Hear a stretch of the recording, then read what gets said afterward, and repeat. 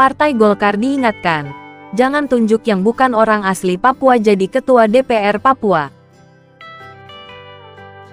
Partai berlambang pohon beringin diingatkan jangan ceroboh dengan menunjuk yang bukan orang asli Papua untuk menjadi Ketua Dewan Perwakilan Rakyat Papua.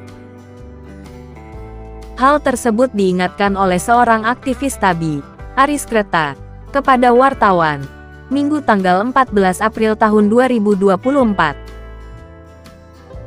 Menurut Aris, hasil demokrasi pemilihan masyarakat pada pemilu tanggal 14 Februari lalu, di mana Partai Golkar berhasil memperoleh 10 kursi. Sehingga dapat dipastikan bahwasannya jabatan Ketua DPR Papua pasti dari dalam internal kader Partai Golkar sendiri.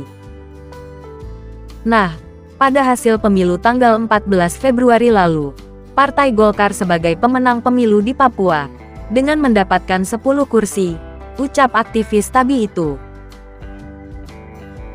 Lebih lanjut tegas Aris Kreta, di mana secara perengkingan partai politik, Partai Golkar berada di urutan pertama dengan perolehan 10 kursi. Dan secara perolehan suara calon legislatif, di mana saudara Denny Henry Bonai mendapatkan suara terbanyak di internal Partai Golkar dengan perolehan suara sebanyak 11.534 suara, melampaui calon legislatif Golkar lainnya.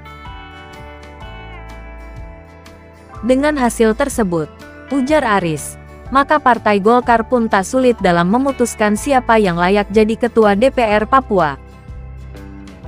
Silahkan saja Partai Golkar memutuskan sesuai keinginan Partai Golkar, namun jangan sampai mengabaikan hak kesulugan orang asli Papua, dengan menunjuk non-OAP jadi Ketua DPR Papua, tutur Aris.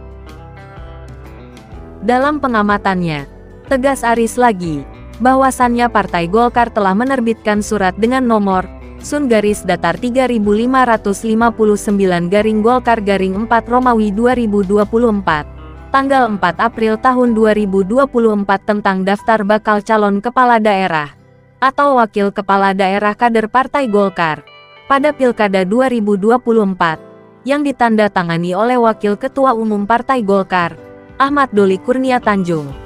Terlihat ada namanya Denny Henry Bonai, yang didorong untuk maju sebagai calon Bupati Kabupaten Kepulauan Yapen. Dengan mendorong Denny Henry Bonai untuk maju sebagai calon Bupati Kabupaten Kepulauan Yapen oleh Partai Golkar, maka kursi DPR Papua menjadi terbuka untuk kader Golkar lainnya untuk juga menjadi Ketua DPR Papua.